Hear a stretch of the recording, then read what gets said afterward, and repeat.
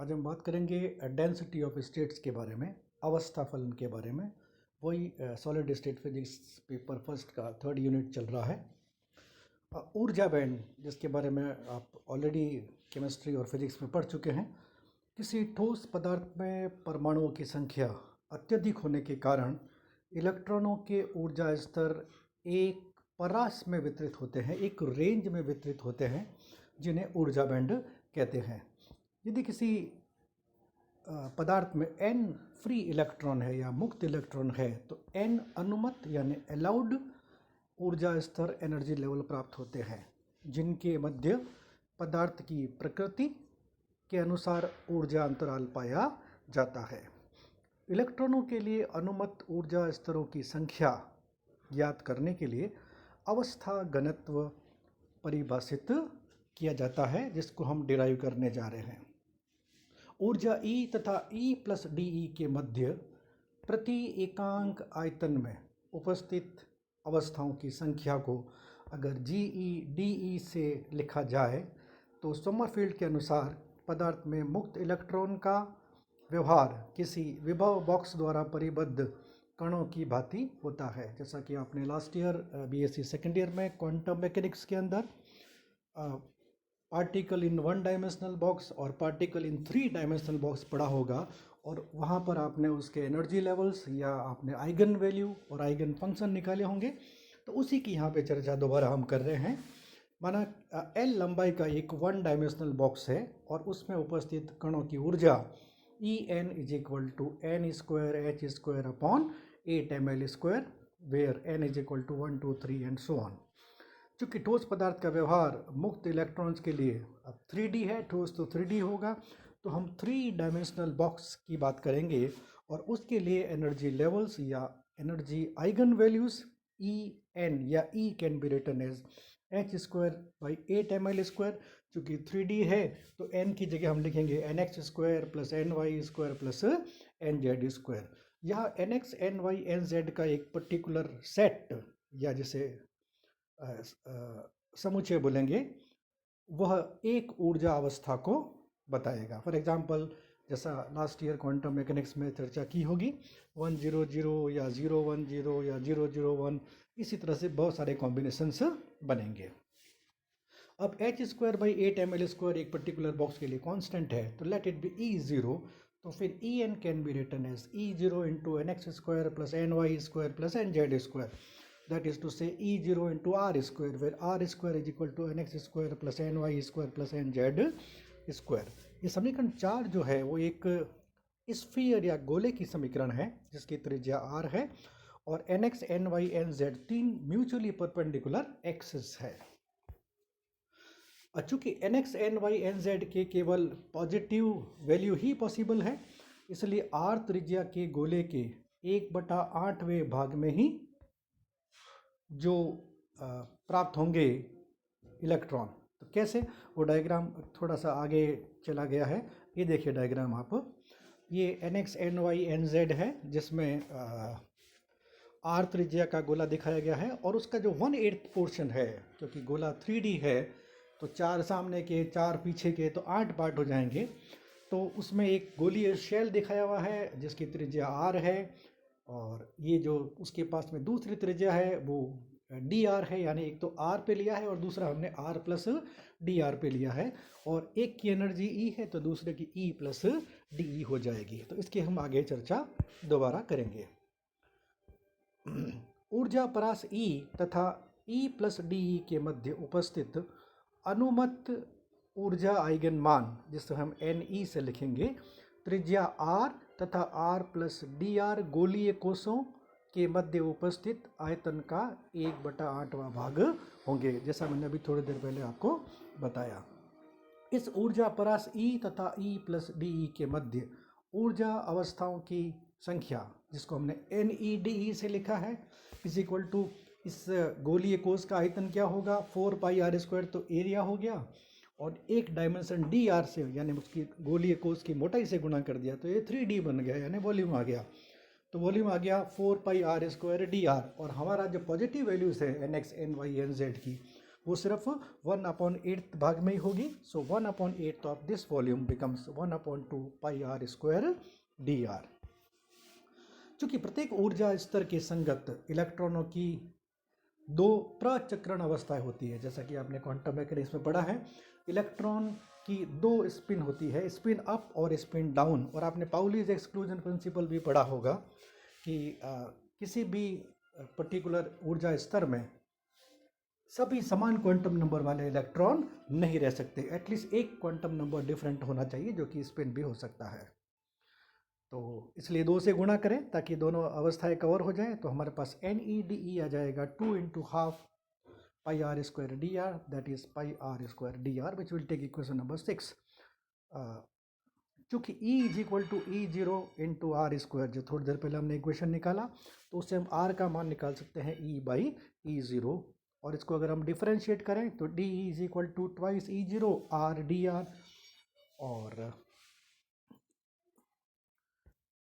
इसको R D r का मान निकालें, आर डी ई का मान निकालें, आर से गुणा कर ले, तो ये 2 E0 R square d are हो जाएगा। और आर स्क्वायर डी आर का मान हमें चाहिए ऊपर, तो इसलिए 2 E0 नीचे आ जाएगा।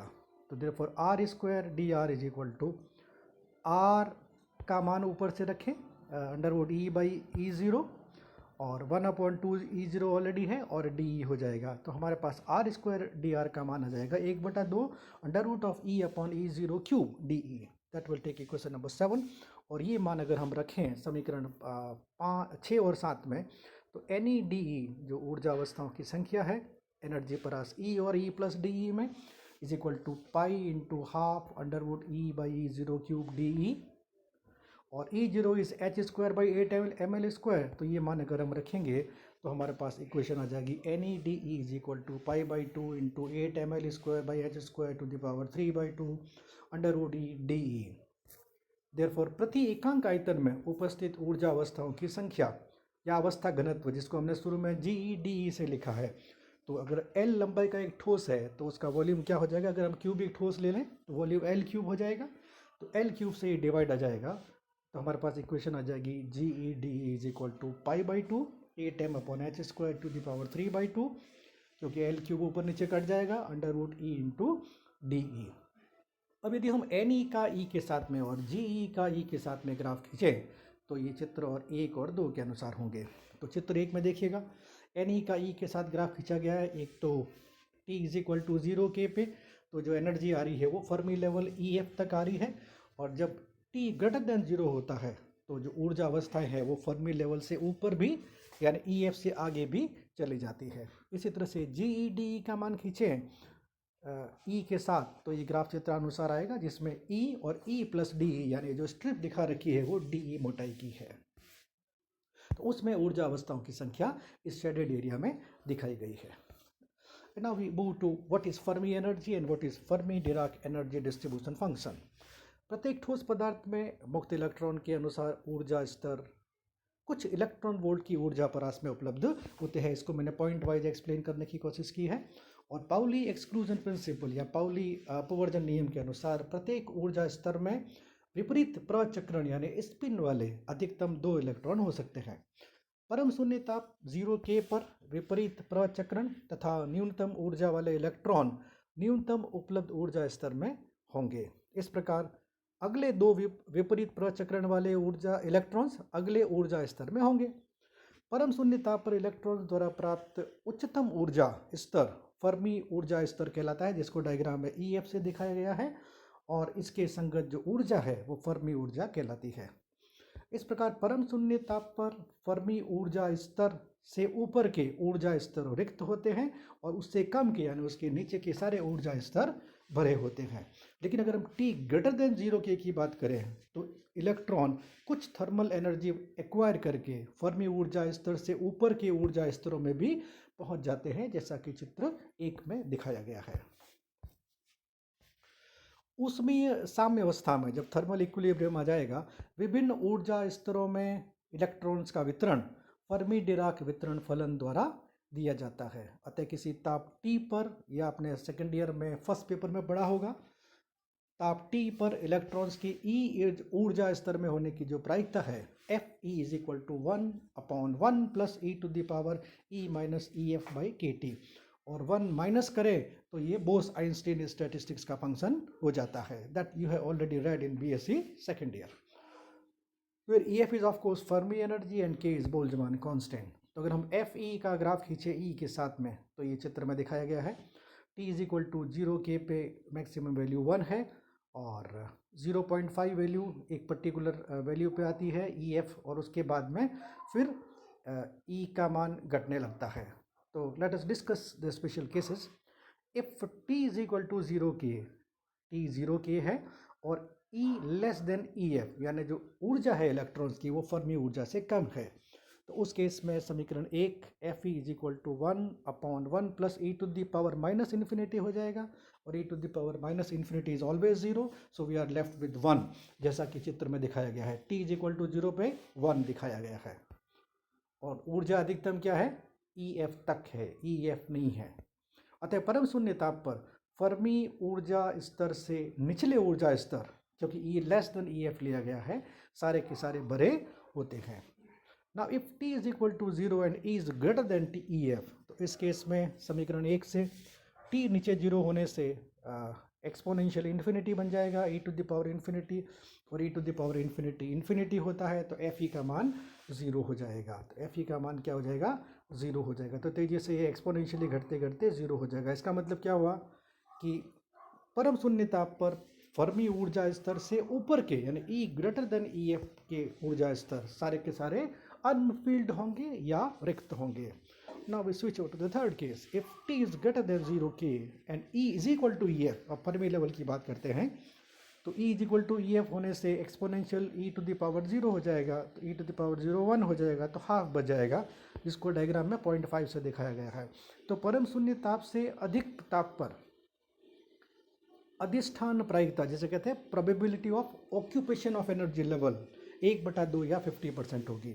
इस प्रकार E लेस देन EF पर प्रायिकता का मान 1 से घटना शुरू होता है, और E is equal to EF पे हाफ या 0.5 रह जाता है, और E ग्रेटर देन EF होने पे एक बार फिर प्रायिकता का मान घटता है, जैसा कि चित्र में दिखाया गया है। So this is all about energy density and density states rather.